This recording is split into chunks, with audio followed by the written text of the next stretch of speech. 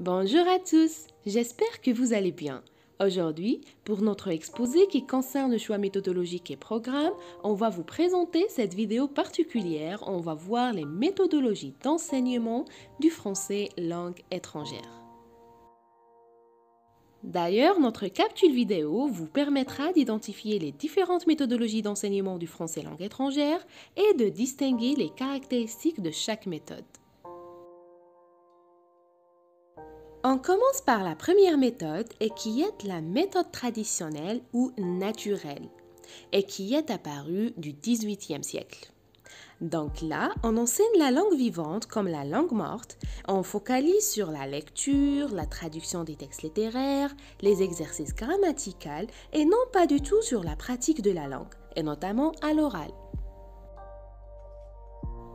Début du XXe siècle, on voit ce qu'on appelle la méthode directe.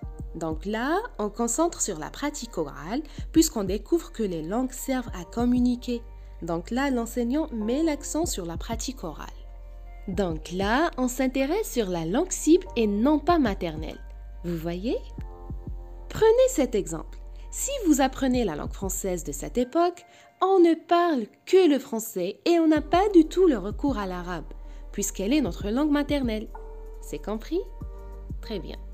Maintenant, c'est la méthode audio-orale, qui est développée au cours de la Deuxième Guerre mondiale aux États-Unis. En fait, cette méthode repose sur le structuralisme linguistique et le behaviorisme. C'est-à-dire, elle repose sur l'idée que, par la répétition de la langue cible, qu'on va créer des automatismes. Voyez? Alors, cette méthode a profité des nouvelles technologies telles que les enregistrements, les supports audiovisuels et ainsi de suite. Au total, l'objectif est de faire répéter les structures grammaticales et linguistiques pour les mémoriser et les utiliser d'une manière automatisme. Ensuite, il y a la méthode SGAV ou ce qu'on appelle la méthode structure globale audiovisuelle et qui est apparue au début des années 50. En fait, l'idée c'est vraiment de se focaliser sur la langue telle qu'elle est parlée dans la vie quotidienne.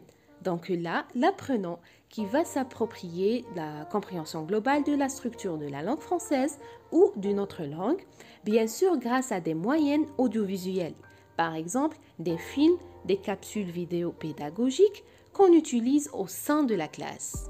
Au total, grâce à l'écoute ou la visualisation d'un dialogue, on va comprendre que l'on parle facilement de tous les jours telle qu'elle est vraiment parlée au quotidien. Ensuite, l'approche communicative sert à développer la compétence communicative d'une langue étrangère chez l'apprenant. Elle focalise sur l'acte d'échange verbal dans un environnement, bien sûr d'après des situations classe par exemple. L'enseignant fait au sein de la classe des jeux de rôle, alors ce genre de situation mène l'apprenant à réfléchir sur le fonctionnement d'une langue. Et finalement, nous sommes arrivés à l'approche la plus utilisée dans l'enseignement du FLE aujourd'hui, c'est l'approche par compétence. Cette dernière repose sur le postulat de départ suivant. Un apprenant n'est pas dépourvu de connaissances s'il est établi que cette démarche consiste à mettre en œuvre des stratégies pour activer ses connaissances et les intégrer au sein des apprentissages. Et pour vous, mes amis, quelle méthode trouvez-vous la plus efficace?